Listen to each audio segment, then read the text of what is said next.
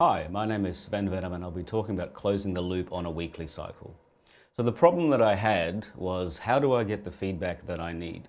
There are a number of existing formal university-wide feedback processes like the student evaluation of course and student evaluation of teaching, which are done at the end of the semester.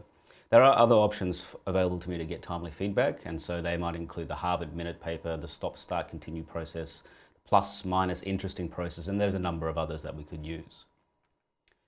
So the issues that I have with the formal end of semester feedback processes is that they're not timely. So I'm impatient, I want it now, and because they're at the end of the semester, I'm not able to get the feedback at the time that I need it.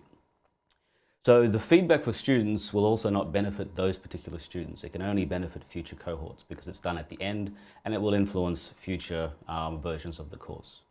In relation to the Harvard Minute paper, the stop, start, continue, PMI and online polling, those processes are valuable, but they can also take valuable time setting up. They can be time consuming to process the responses, and running those regularly may result in a feeling of over-surveying on the student's behalf. So the aims of my feedback elicitation process is to attain timely feedback, to get the feedback when I need it, immediately close the feedback loop, and create a culture where feedback is a normal part of teaching. So not just something that happens at the end of the teaching process. The process that I have is that at the end of each lecture, I ask 3 feedback questions. The student responses are typed into a Word document and I project that Word document onto the screen so students can see what I type and that their feedback has been received, which is a very important part of the process.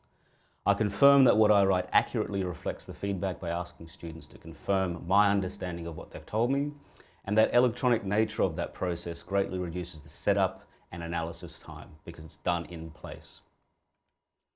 The feedback questions range from course to course, but currently they include: what aspects of the lecture do you feel is the least useful? What aspect of the lecture do you feel is the most useful? And what aspect of the lecture do you feel is the least clear? And I might ask follow-up questions like, what do you think would be most effective in addressing the issue that you've raised? So I get the students to potentially come up with their own ideas on how we can move forward. There's some benefits for me, and so the benefit for me, the obvious one, is I get immediate feedback. And I try different strategies out, so I get feedback immediately after I've tried that strategy out. I can address any content issues immediately or give a time frame, and it takes very little time to administer. I'm also able to enhance student engagement by selecting the most appropriate teaching strategies in order to improve the effectiveness of the curriculum. There's a sample student comment down the bottom there. So Sven asked for feedback on every lecture tutorial to see if there was anything that could be done better. And I think if there's something to be improved upon, he's probably already working on it. There are also benefits for students. So for the students, it empowers them to provide regular direct feedback, which is something they may not have the opportunity to do in other environments. It allows students to influence how the course is delivered, and feedback is acknowledged by the lecturer, so they know it's been received.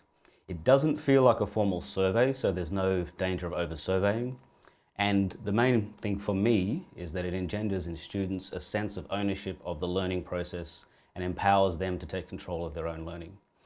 Sample student comment down the bottom there is, I liked how the course was somewhat adaptive in the sense that as feedback from students was provided, the course was altered slightly. So this process has been very beneficial for me and I believe for my students, and I invite you to try it.